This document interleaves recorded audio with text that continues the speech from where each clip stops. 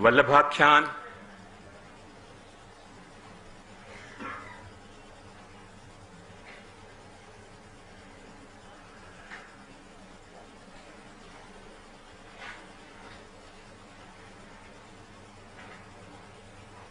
यदि श्री गुसाई जी ने लिखवायो है तो भी गोपाल दास जी ने लिखियो है। यदि गोपाल दास जी ने लिखियो है तो भी लिखवायो गुसाई जी ने है। या तरीके को या वल्लभाख्यान की कथा और स्टेटस है। सबसे बड़ी बात वल्लभाख्यान के बारे में यह है कि गुजराती भाषा को ये एक ऐसा अद्भुत ग्रंथ है। मेरी तो मातृभाषा गुजराती नहीं है, फिर भी या की भाषा को लालित्य या भाषा की मधुरता या भाषा के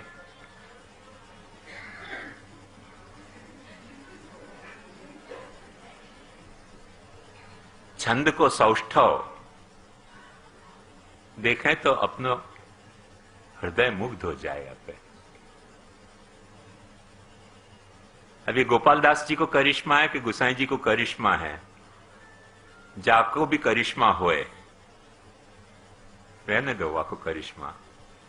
इतिहास सब लोग जाने हैं और नहीं भी जानते हो इतिहास की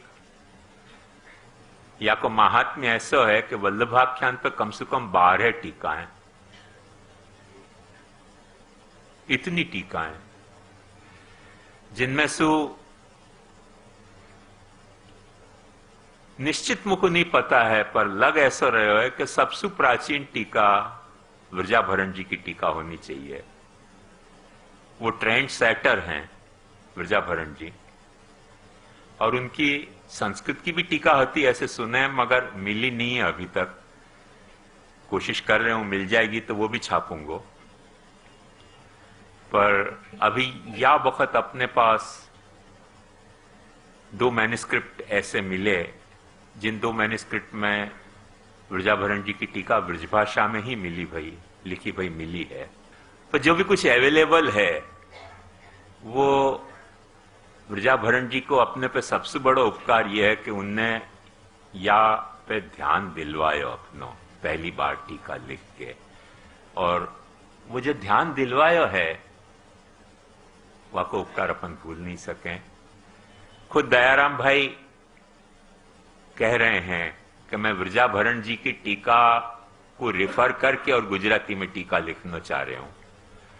और दयाराम भाई ने वल्लभाख्यान की टीका लिखने के लिए कलम उठाई पर एक कड़वा से आगे वो ज्यादा बढ़ नहीं पाए और एक कड़वा भी पूरा नहीं कर पाए, कुछ बीच में छूट गयो जैसो कि मिले है।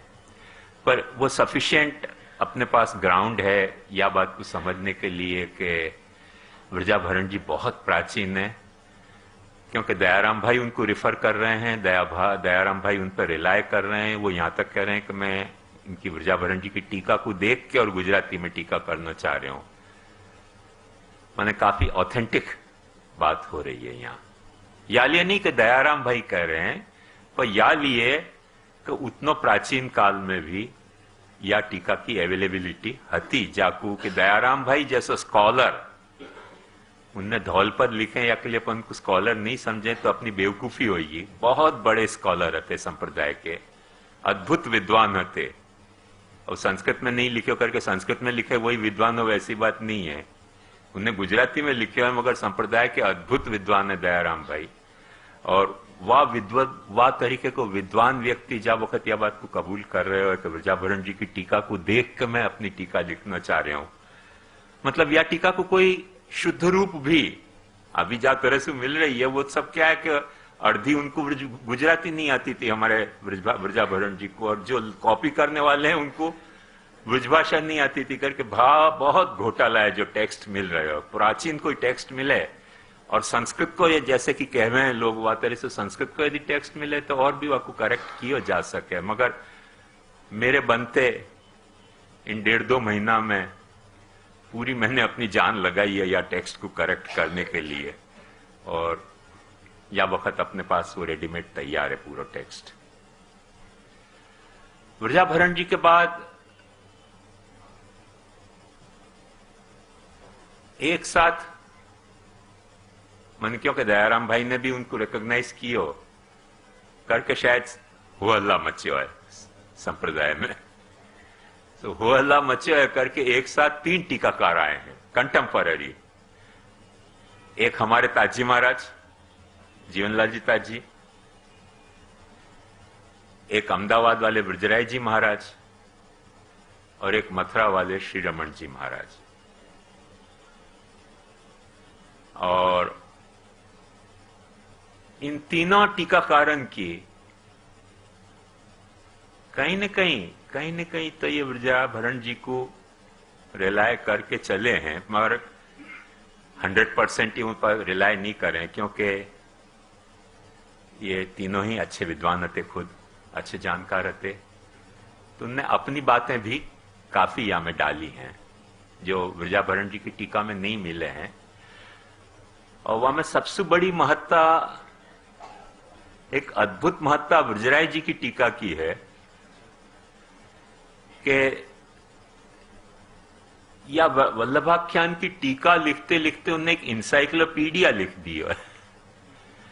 कभी कभी तो अपना माथा दुख जाए, अभी मैं महीना भर से या कोई एडिट कर रहा था तो बाकायदा हमको माथा में चंपी करनी पड़ती थी, इतना भारी हो जाता तो माथा टीका को एडिट करते करते, क्योंकि दयाराम भाई की, ये गोपाल दास भाई की एक कड़ी ऐसी नहीं वल्लभाख्यान की जहां पे 10, 15, 20, 25 शास्त्र वचन वो उद्धृत नहीं करते हो। यहां ऐसे कहो, यहां ऐसे कहो, अपने घबरा जाए चित्त। ये सब शास्त्र वचन को गुजराती अनुवाद है कि गोपाल दास भाई ने लिखो है। नर्वसनेस आ जाए हो हर कड़ी पे जैसे कुछ मशीन गन छोड़ दें, ले कितने वचन चाहिए, हर कड़ी के बारे में शास्त्र के इतने वचन है। अभी उनको चेक करना भी मुश्किल है, क्योंकि उतने टेक्स्ट वचन उन लोगों को बाय हार्ट आते हैं। यहां तो खोपड़ी खाली भपका भारी है। तो कहां खोजने जाए, कैसे करें, कैसे उनको चेक करें कि वो वचन क्या है, कैसे है। मैंने सेफेस्ट कोर्स ये समझो, देखो अपनी बात बताऊं, वीकनेस भी है या में मेरी, और मेरा एक इकोनॉमी भी है कि इतना सारो इंसाइक्लोपीडिया यदि एक एक कड़ी में आतो है शास्त्र वचन को, तो आदमी टीका वल्लभाख्यान समझने के बजाय सकल शास्त्र पारंगत हो जाएगा। तो मैंने कि सेफ यहाँ में कोर्स यही है कि जितने शास्त्र के वचन है सबको अभी या वक्त डिलीट कर दो, टीका में क्या कह रहे हैं वो देखो। तो मैंने ये किया कि जितने शास्त्र वचन है उनके सब डिलीट कर दिए, डिलीट करके और खाली टीका छांटी। टीका में क्या कह रहे हैं, वो टीका भी काफी विस्तृत टीका है, पची इतनी छोटी टीका नहीं है, मगर अद्भुत टीका है, या में कोई संदेह नहीं। ब्रजराय जी को मैंने अपन हैट्स ऑफ जाकू कहने ऐसी टीका लिखी है। और सबसे बड़ी या ब्रजराय जी की टीका की महत्ता यह है कि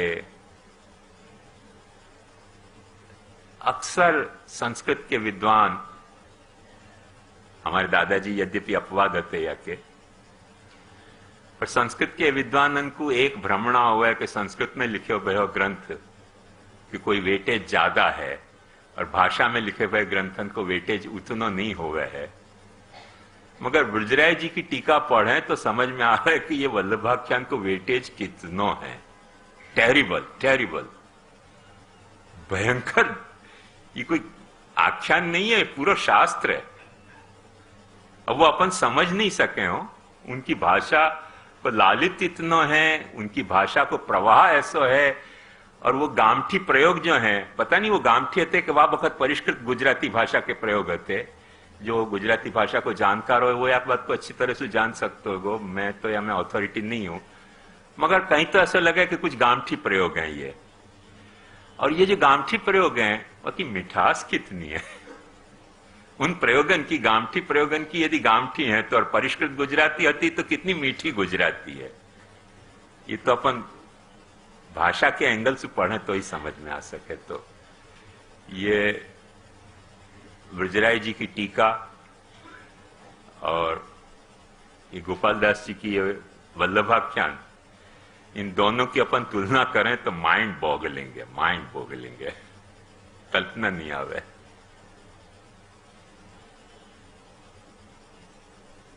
या के साथ साथ श्री रमन जी थोड़े पीछे टाइम के हेरफेर के साथ हैं,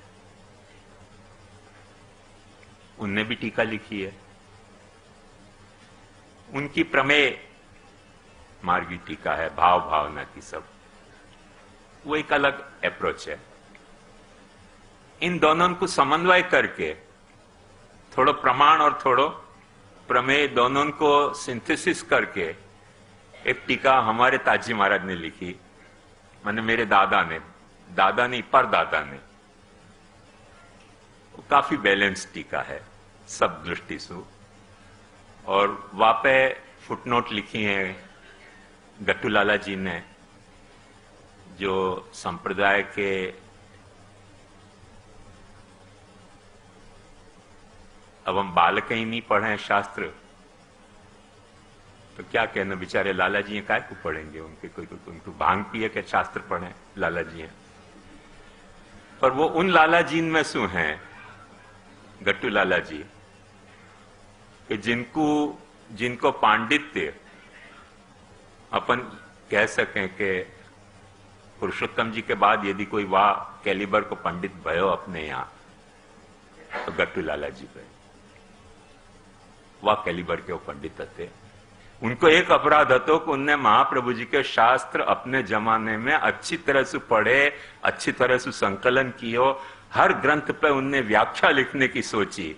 और वो यहां कह रहे हैं कि यद्यपि जीवनलाल जी ताजी जो हैं हमारे दादा परदादा, वो संस्कृत के अच्छे लेखक हैं, पर उनने क्योंकि ब्रजभाषा में लिखने की सोची है तो या लिए मैं वापस थोड़ी कमेंट्री फुटनोट की तरह लिख रहे हूं वापू और जस्टिफाई करने के लिए। तो ये पांचों कोलैबोरेशन में लिखी गई टीका है।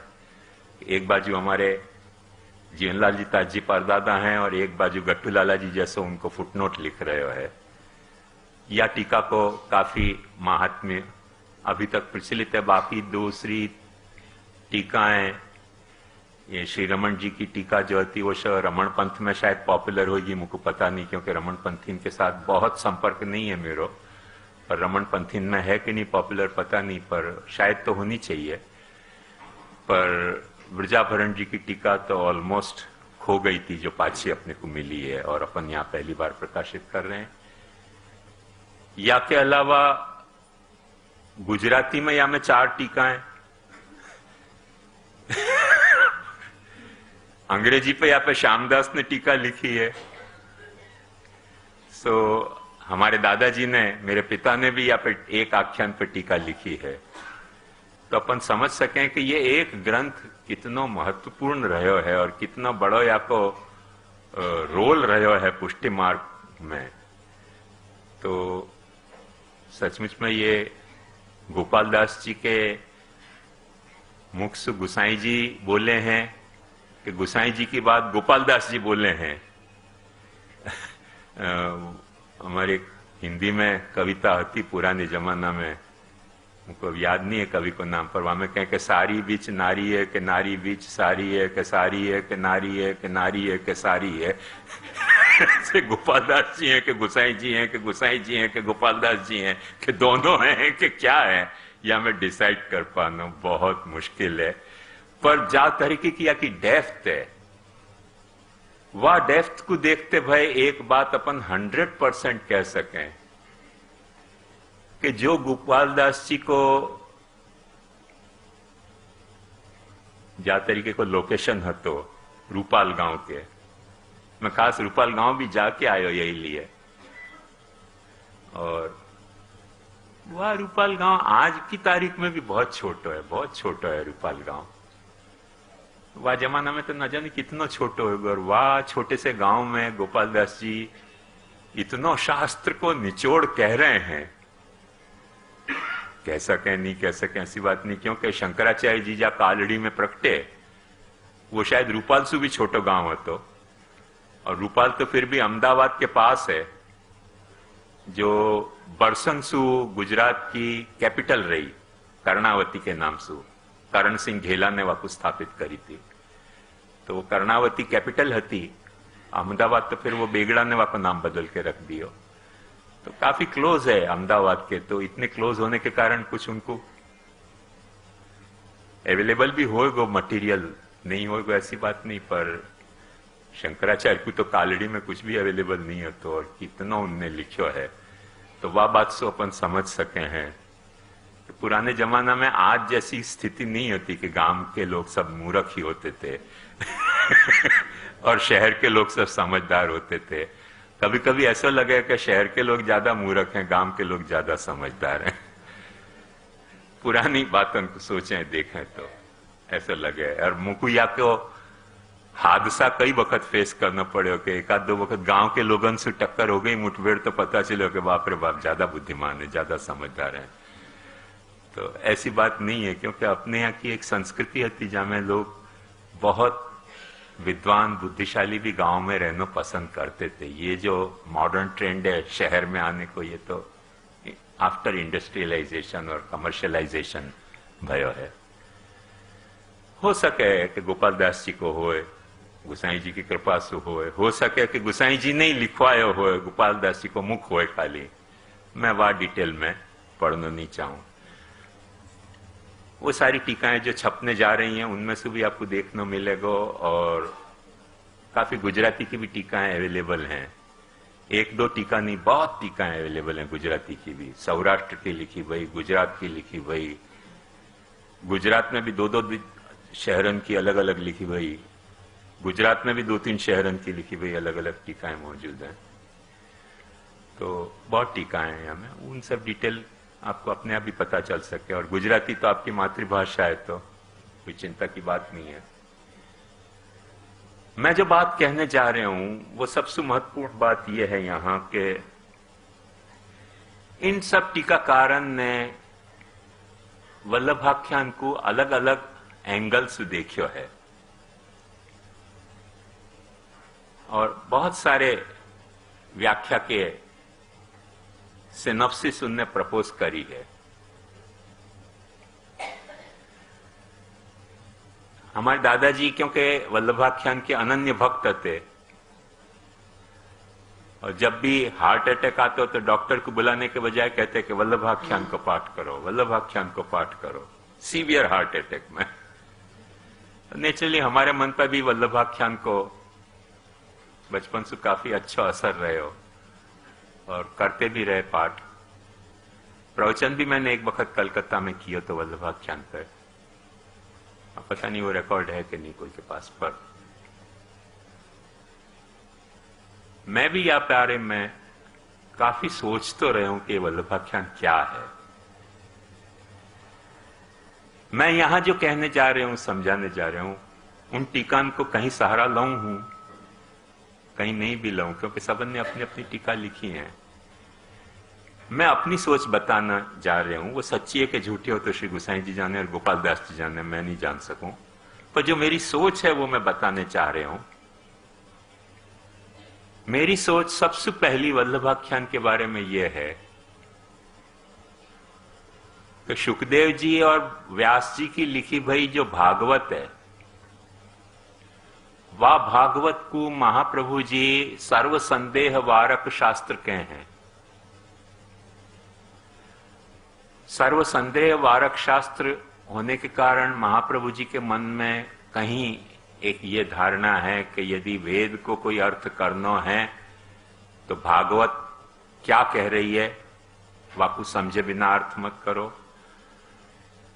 उपनिषद को कोई अर्थ करना है तो भागवत क्या कह रही है वाकु रिफर किए बिना अर्थ मत करो। गीता कुछ कह रही है तो भागवत वा में क्या खुलासा दे रही है वो जाने बिना अर्थ मत करो। ब्रह्मसूत्र कुछ कह रहे हो है तो भागवत वा बारे में क्या कह रही है वाकी क्रॉस चेकिंग किए बिना अर्थ करने को साहस मत करो। ये श्री महाप्रभु जी अपने को सर्व संदेह वारक शास्त्र तरीके कहना चाह रहे हैं।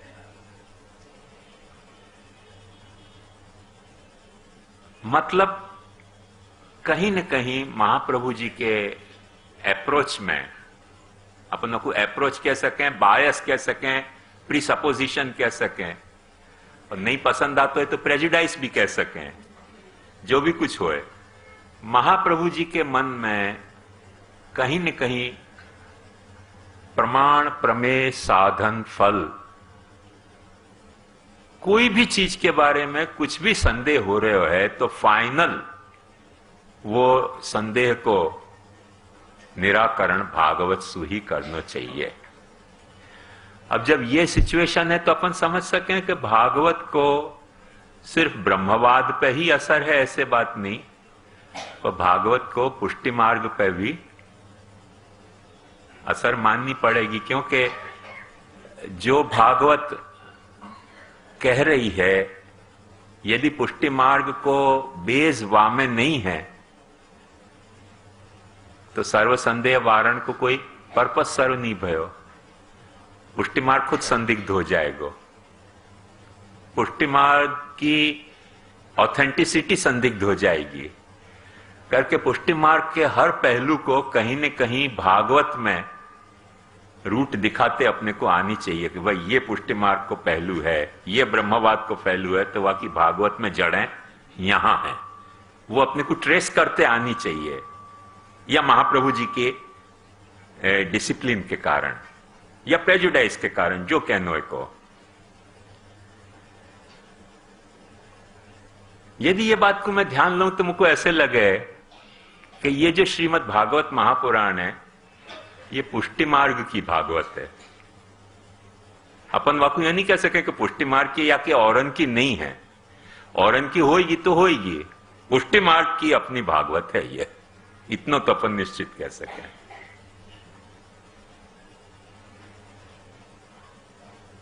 वो जैसे कृष्ण रास में 16,000 गोपिन के साथ नाचे तो हर गोपी को यही लगे ना कि मेरी है, कृष्ण मेरे साथ नाच रहे हो।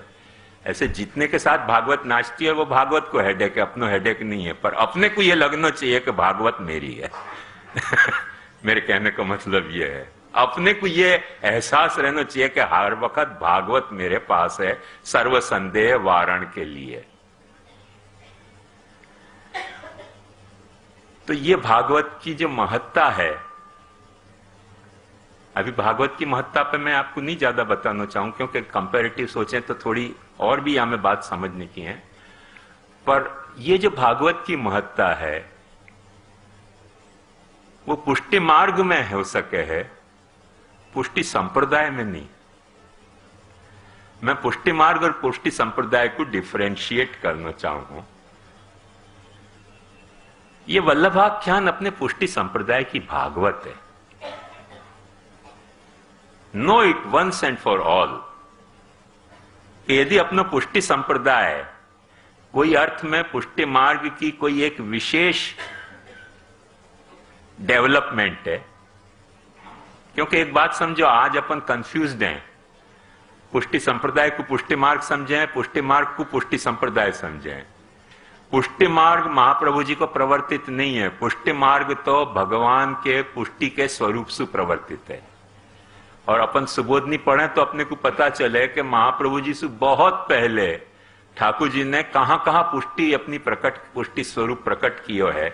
माने महाप्रभु जी स्वयं यह बात को स्वीकार हैं कि ये पुष्टि के अवतार हैं, ये मर्यादा के अवतार हैं, ये ऐसे अवतार हैं, ये वैसे अवतार हैं, ये पुष्टि सृष्टि है। तो एक बात समझो, 500 बरस महाप्रभु जी को प्रकट भय और पुष्टि सृष्टि जीव की तो महाप्रभु जी आज्ञा कर रहे हैं पुष्टि प्रवाह मर्यादा में कि सृष्टि के आरंभ में प्रकट भयो। तो इतने बरस का पुष्टि मार्ग क्या कोई खान में दब्यो भयो तो?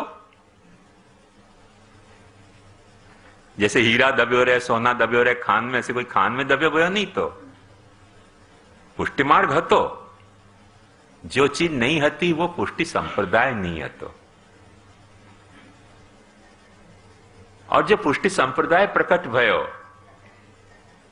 वाकई भी तो एक भागवत चाहिए ना। जैसे पुष्टि मार्ग की एक भागवत होनी चाहिए, ऐसे पुष्टि संप्रदाय की भागवत होनी चाहिए। कहीं न कहीं वो वैक्यूम श्री गुसाई जी को सता रहे हो तो गोपाल दास जी को सता रहे हो तो वाकी चिंता में अपन नहीं पड़े, या दोनों को सता रहे हो तो वह वैक्यूम को फिलअप करने के लिए, पुष्टि संप्रदाय की भागवत प्रकट करने के लिए ये वल्लभाख्यान प्रकट भयो है। और ये वल्लभाख्यान के सारो मॉडल भागवत को है, right from beginning to and.